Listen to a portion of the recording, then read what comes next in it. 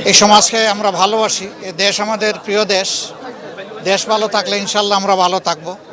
দেশ যদি খারাপ হয় আমরাও ভালো থাকতে পারবো না। তবে দেশে কিছু বিদ্যমান সমস্যা আমরা দেখতে পাচ্ছি গত কয়েকদিন ধরে। মানুষের জীবনের নিরাপত্তা দারুণভাবে বিঘ্নিত হচ্ছে।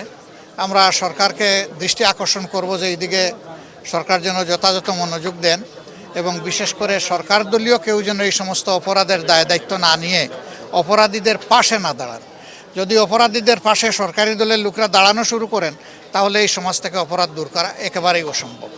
তারা যদি সদিচ্ছার পরিচয় দিতে পারেন সমাজটা ভালো হবে, আমরা এটা আশা করতে পারি। আমরা দেখতে চাই যে সমাজ ভালো হবে ইনশাল্লাহ। আসসালামু আলাইকুম। আমি বিরোধী দলীয় নেতা হিসেবে আসি নাই, আমি শফিকুর রহমান হিসেবে আপনাদের মানুষ আপনাদের কাছে এসেছে, এটাই আমার অনুভূতি। আরেকটা বিষয় ছিল যে আপনি জানেন যে সামনে যে অধিবেশন বসবে, মার্চের শুরুতে বসার কথা রয়েছে, এই ক্ষেত্রে রাষ্ট্রপতি নিয়ে নানা আলোচনা হচ্ছে এবং বিভিন্ন গণমাধ্যম আমরা দেখেছি যে তিনি থেকে যেতে পারেন তার মেয়াদ পর্যন্ত।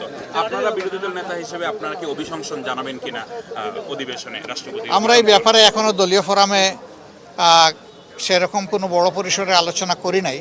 আমরা সবগুলা বিষয়ে আলাপ আলোচনা করে যেটা দেশের জন্য কল্যাণকর হবে, মঙ্গলজনক হবে, সেই সিদ্ধান্তই নেব আমরা। অনেকে ভাবছিলেন নির্বাচন করে দেশে একটা স্থিতিশীলতা আসবে, নাগরিক হিসেবে আপনি কি মনে করছেন?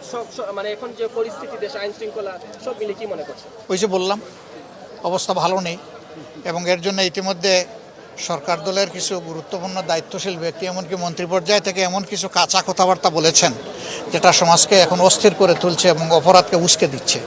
এই সমস্ত দায়িত্বজ্ঞানহীন কাণ্ড কারখানা চলতে থাকলে এই দেশ ভালোর দিকে যাবে কিভাবে?